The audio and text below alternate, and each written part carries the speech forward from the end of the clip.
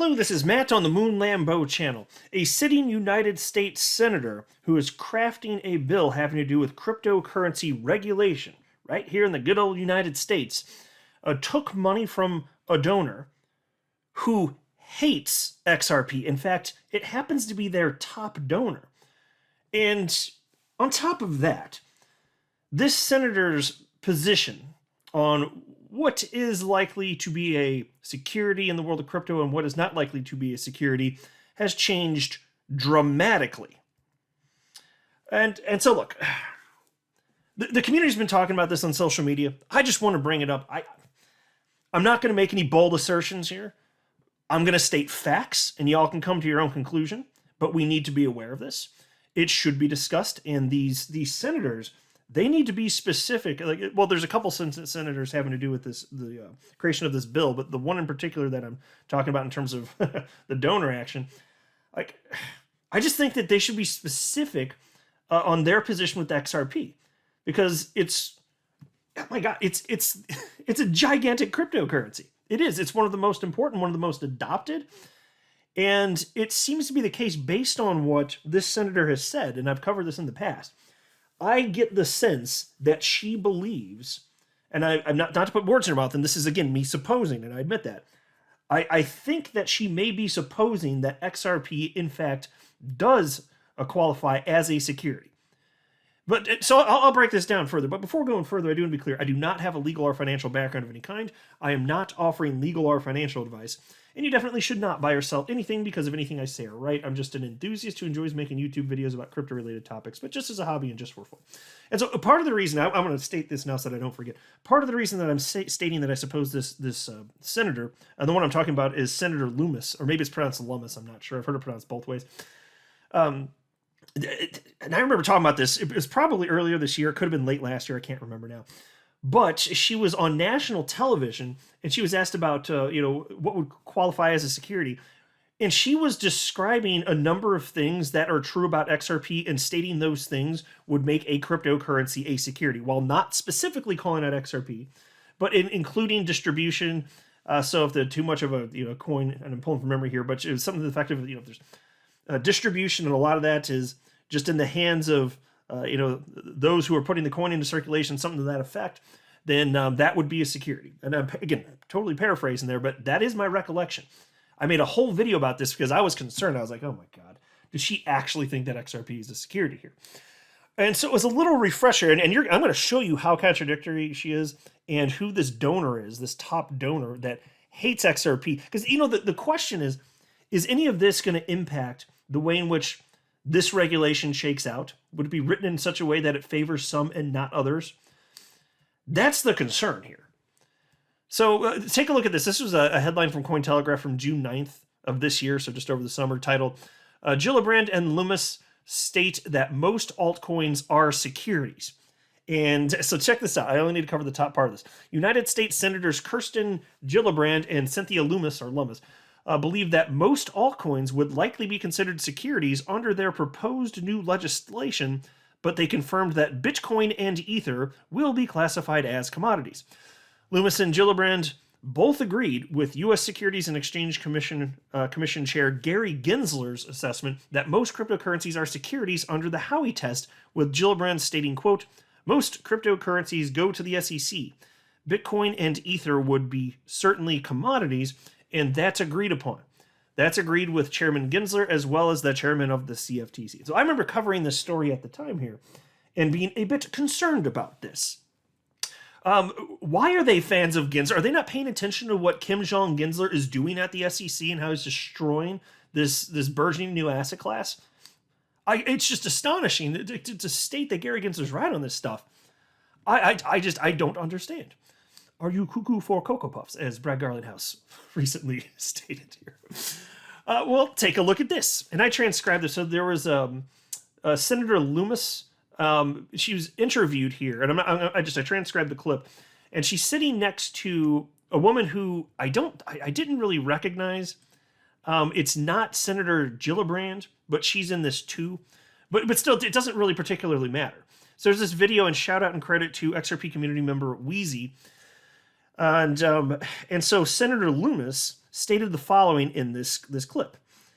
And that's why we chose the existing regulatory framework and just to lay digital assets on top of it. Because we know the SEC has a very strong record in consumer protection and disclosure. Pause. I'm sorry. The SEC has a what? Who? They have a strong record in consumer protection and disclosure? That's the opposite of anything that the SEC is. Oh my God. Like, what's with the glowing reviews, Senator Loomis? You are living in a different world than me. I'll just say that here. Which is why, rightfully, the community is now calling for you to answer some specific questions, and including having to do with XRP. Anyway, Senator continues. So if some of these assets are determined to be securities, as I think most of them will be determined to be securities, we know there's a regulator that already has a firm handle and a mature staff in making determinations and requirements regarding consumer protection and disclosure. And this is where the host jumped in here and said, so you would agree with Chairman Gensler that most of them probably are securities, and I take it your legislation isn't meant to change that? And this is where the other woman jumped in and she said, no, it's just that people didn't read it properly. And if that is Gillibrand, she looks completely different than in this other video clip where she is. That is not her, is it? Or am I tripping? If I'm tripping, I'm tripping, but whatever. Anyway, so this woman said, no, it's just that people didn't read it properly. We just said that there are commodities, and Bitcoin is one of them, and Ether and a few others probably are as well, but that there's a test. It's called the Howey test. It's worked, and we updated it to actually work in the framework of digital assets, and if there's 15,000 cryptocurrencies, that means 14,900 and something are securities. So that's a lot of work for the SEC to do. And she seemed really giddy about this. And so they think that almost everything, every crypto that exists is a security. And I think the opposite is true. And here's why this is important. And I'll note here too, also Attorney John Deaton retweeted that video clip and said, check her recent donors. And that's what kicked this off, by the way. So check the recent donors. And we're going to come back to that because people did check the recent donors on the advice of Attorney John Deaton, which is why I'm talking about this right now. It got the whole community going here. But I first want to note, and again, if that actually was, if the other woman actually is that her? I can't. Maybe it's just the hair's different. Is that actually her? I don't know. I could be. Oh, you know what? She looks like she's wearing the same coat. Maybe that really is her. She could just be wearing it on different days. Maybe I'm tripping. But either way, I'm mostly focusing on Senator Loomis here anyway.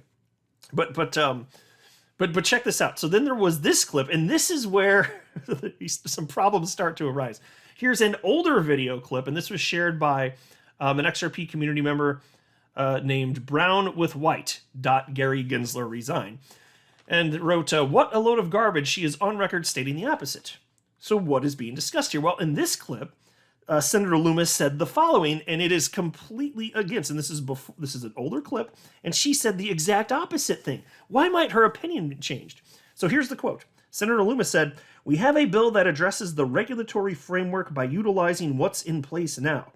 Most cryptocurrencies are commodities, which would put them within the jurisdiction of the CFTC for trading, spot markets, and futures markets. And then some, of course, are bundled into securities. The Howey test would be applied, which is a case law test to help determine what's a security. And then compliance at the SEC would follow. We have a standard set of definitions. We're addressing consumer protection, end quote. So how the hell do you go from saying initially that, almost all cryptocurrencies are commodities to then getting paid by some specific donors and then changing your tune and saying, almost everything's a security, but not Bitcoin and not ETH? And why are you specifically talking about just those two cryptocurrencies? It's the same crap that we've been seeing dating back to 2018 with the Billy Boy Hinman Ethereum free pass speech. So check this out. My fellow XRP YouTuber, the digital asset investor, shared a video clip and he wrote the following. Warning. I think it's time for Senator Loomis and Senator Gillibrand to get specific about which digital assets they view as securities. Prepare to be uncomfortable. Meet Multicoin Capital, Senator Loomis's top donor. We need to know exactly where she stands on XRP. And I'm going to talk about that in just a second, but first I want to share with you that Attorney John Deaton responded to that from DAI and wrote, it is so obvious to see this was part of an agenda. And so that's why, again, I'm bringing this up. This is worth me. So I'm not making specific assertions here, but I'm citing facts and just based on the history of what's happened over the last several years, I'm just saying we need to be diligent and be aware of this. And as a community, just keep digging to try and uncover facts. That's where I'm at right now. And then there was also this XRP community member who is at one and only 10 who shared this list of donors. And Multicoin, you can see them at the top here. They ended up being number one, and DAI highlighted this as well. Multicoin Capital. There are some others that jumped out at me. There's Galaxy Digital, headed by Mike Novogratz. He does not like XRP. You've also got some others. There's Alphabet here. You've got, what's the other one? Oh, Andreessen Horowitz, part of ETHgate. So it's like the same old crap over again here. And so I'm not saying that everybody on this damn list is magically against XRP, but top donor is saying this, very against XRP. And then to see that Senator Loomis went from saying most things are commodities to stating publicly something along the lines of certain coins that with a certain type of distribution method, they must be securities, or she thinks they're securities, something to that effect. Okay, what's with the about face? And what made you change your mind there? And here is Multicoin Capital's website. There was this piece from December 20th, 2017, and this was right as XRP was running through its greatest bull action in history, up to almost $4 here. And Multicoin Capital is just outright lying. They've had this on their website now for almost 5 entire years, and it's just a bunch of stuff that's not true. They write that XRP has only 2 use cases: to pay fees on the Ripple network and as a bridge currency. So it doesn't do anything else. You can't use it to pay for stuff. You can't use it for any of the other stuff that I've been covering on this channel for several years. It's just a bridge currency, and then the Ripple network to pay fees. I don't even know what they're talking about. It's just completely absurd here. And they also separately too, and it's funny that they even say it's a bridge currency, because then they've also made the argument that banks and financial institutions don't even need XRP. They've made that BS argument. And then they also wrote here that the XRP ledger is centralized. Here, look what they wrote. Since the Ripple network is permissioned as a direct result of its unique nodeless system, the risk of rational actors spamming the network is low. So there you go. XRP ledger centralized, and this is the top donor for Senator Loomis, who is drafting highly consequential bill to be considered by Congress. This is who's feeding the money. Top donor here. And look at this.